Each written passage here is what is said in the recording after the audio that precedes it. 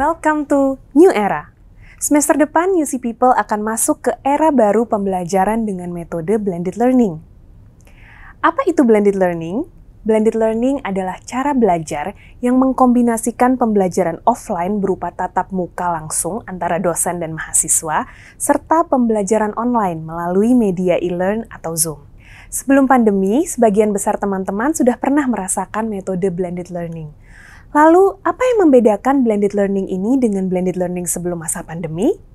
Sebelum pandemi COVID-19, pembelajaran offline adalah praktik pembelajaran yang normal, umum, dan yang paling utama dilakukan. Dan pembelajaran online hanya menjadi nilai tambah dalam metode offline yang bersifat fleksibel. Namun, sejak virus corona merebak di Indonesia, semua institusi pendidikan mengubah metode pembelajarannya menjadi pembelajaran online.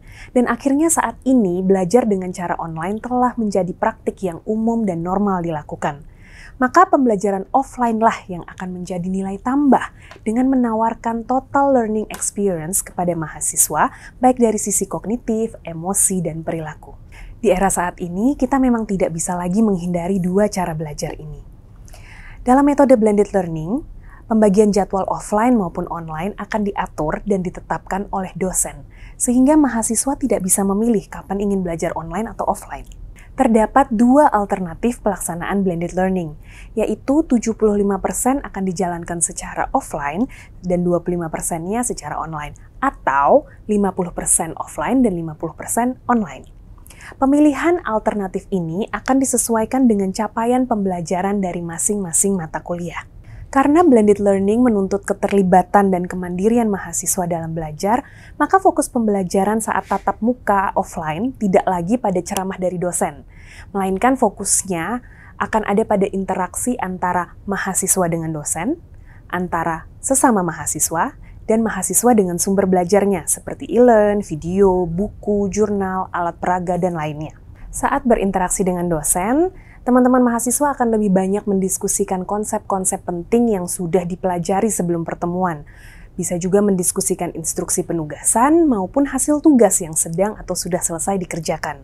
Sedangkan interaksi dengan sesama teman mahasiswa akan melatih teman-teman untuk berkolaborasi dalam membangun pengetahuan dan keterampilan secara bersama-sama. Dan interaksi dengan sumber belajar akan mendorong mahasiswa untuk mendalami materi dan membangun pengetahuan melalui arahan-arahan tugas yang ada pada e-learn. Dalam pelaksanaannya nanti, alokasi waktu pertemuan tatap muka akan dibagi ke dalam 3 bentuk interaksi tadi. Interaksi dengan dosen, interaksi dengan sesama teman, maupun interaksi dengan sumber belajar. Contohnya, jika teman-teman mengikuti mata kuliah 3 SKS, maka alokasi waktu tatap muka adalah sebesar 150 menit. Nah, 150 menit tersebut akan dibagi ke dalam 3 bentuk interaksi tadi, sehingga interaksi dengan dosen tidak lagi full selama 150 menit. Jadi, selamat datang di era baru pembelajaran dengan metode blended learning.